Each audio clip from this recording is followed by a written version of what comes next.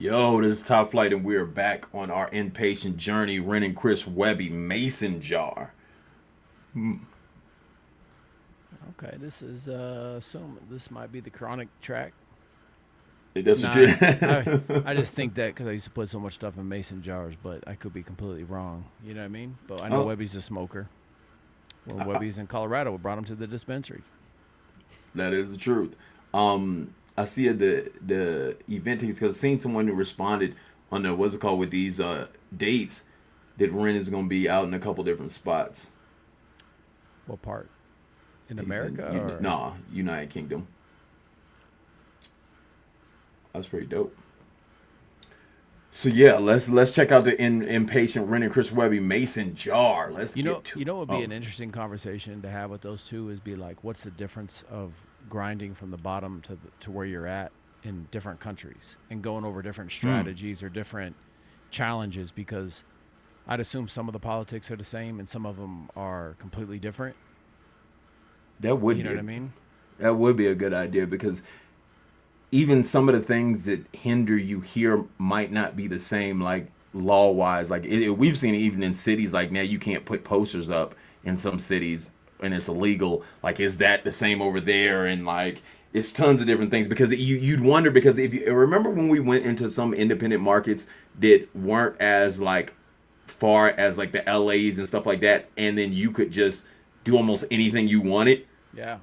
And it also matters how many artists. Yeah, it matters how many artists are out there doing it for people to stop it. Like, even with like the recording, like, is there like recording laws with recording outside or at like monuments and stuff like that? Like, I wonder what with the independent situation is like the similarities and the differences between grinding in another country versus, because those two would be like probably some of the best to know. Which would be is the there differences. A local scene, like it's in Colorado in general? We probably work with personally maybe 100 to 200 artists consistently that perform a lot, you know what I mean? And there's probably 500, 400, you know what I mean?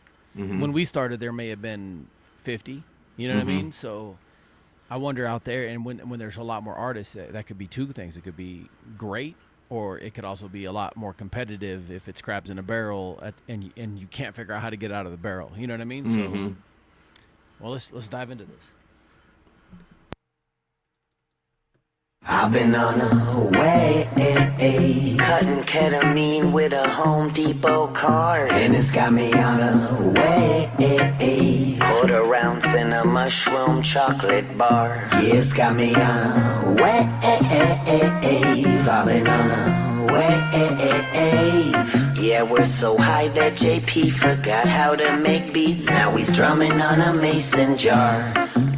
Yeah, I line up that kitty cat pretty fat, then I'm sniffing that lighter ciggy, some sticky, then sip some whiskey to piggyback the effects as they get to me. I perfected the recipe with some acid to microdose and some excellent ecstasy. Go on, banjo kazooie, I got some 2C to boost me. I cop some kid up in Canada with them loonies and toonies. I'm in the room with some groupies and that cocaine on a plate that I microwave for 28 seconds and gave them a taste. I cut a gator for later, break up and roll in the reefer, stoner demeanor, eating pizza, playing Ghost of Tsushima. The graphics so realistic, I feel like I'm in Japan on ketamine like a horse. Them crystals are finer than sand. Just when I thought I was zooted, JP been raising the bar. Went from playing guitar, now he's fucking banging on jars. He's taking so many bong rips, it blasted him higher. But honestly, this beat is actually fire.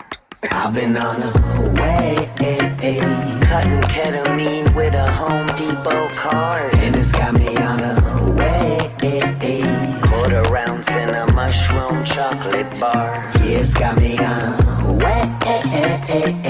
I've been on a wave. Yeah, we're so high that JP forgot how to make beats. Now he's drumming on a mason jar. Sometimes sick boy get so lazy, smoking caddy, kush get baby. Sometimes labels act so shady, that's my song, that talk you pay me. Never bite the hand that gives, motherfucker. I milk cartoons like the milkman's mother. Bulletproof bars, bullets bounce back, sucker. Click, clap, on the cover. My brother, compadre, amigo, pass me the spliff and I hit like a free throw. Netflix kid getting high, watch a peep show, scratch that itch in the belly when she deep throat. This sick, we're so vulgar. Too old to mature when I'm older. Hold this spliff, let JP take over. I'm so cooked, I need to get sober. I never made a verse this high. Webby man, I think I'm gonna die. I need to lie down with the lights out. Time out, want to pass out on the couch. I'm not fucking about, cause I'm tripping for Britain. The curtains are dripping. The music skipping. Feel so sick, my stomach kick flipping. One more hit, man, fuck it, we're living. Cutting ketamine with a Home Depot card. And it's got me on a way. Quarter ounce in a mushroom chocolate bar. Yeah, it's got me on a way. Vibing on a way. Yeah, we're so high that JP forgot how to make beats. Now he's drumming on a mason jar.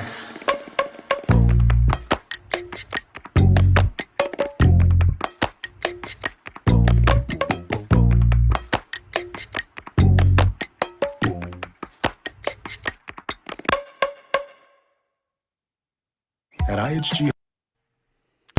That's dope.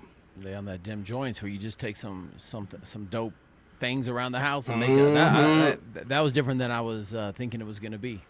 Well, it's about getting high. Yeah. So it was the same thing you were talking about. Well, but I mean, they played it in a way more creative way than I was thinking. Oh yeah, the mason jar. The idea of like the mason jar carrying the drugs or the fire but then the mason jars everywhere they are, so it's carrying the sound of it's carrying the sound and what they're doing, which is a dope idea to kind of play off of. Is that the mason jar is what's holding their fire, their song. You see what I'm saying? That it's playing everywhere they're going, but then also it would be holding the fire, the drugs, everything like that. Like that's a dope little idea. And I think they made most of the beat using the mason jar sounds. Like that sounded like it. They may have gone. That's why I said the dim joints pieces. They may have gone in there and popped that little lid thing. You know what I'm talking about, where it kind of gives that or whatever. Yeah, I wonder if he actually did that and then took the sounds and then just stretched them, or if he just used them raw. Yeah. Who's the dude that they say? Oh, JP on the track. Yeah, because that's super creative to be like, yo, I'm just gonna use this mason jar. I just feel like ever since Pharrell did that little that song, I feel like dudes be taking it to that next level, trying that new stuff, and I haven't heard one in a long time. But that's a dope idea to take the mason jar because of how it's even tied to weed and everything like that, and then make that the song. Be like, okay, let's just use the mason jar and do it. Well, Timberland did some crazy stuff with that, like that too, with a spoon or something. He did. Yeah, spoon. He did that baby noise too. That. Wah! I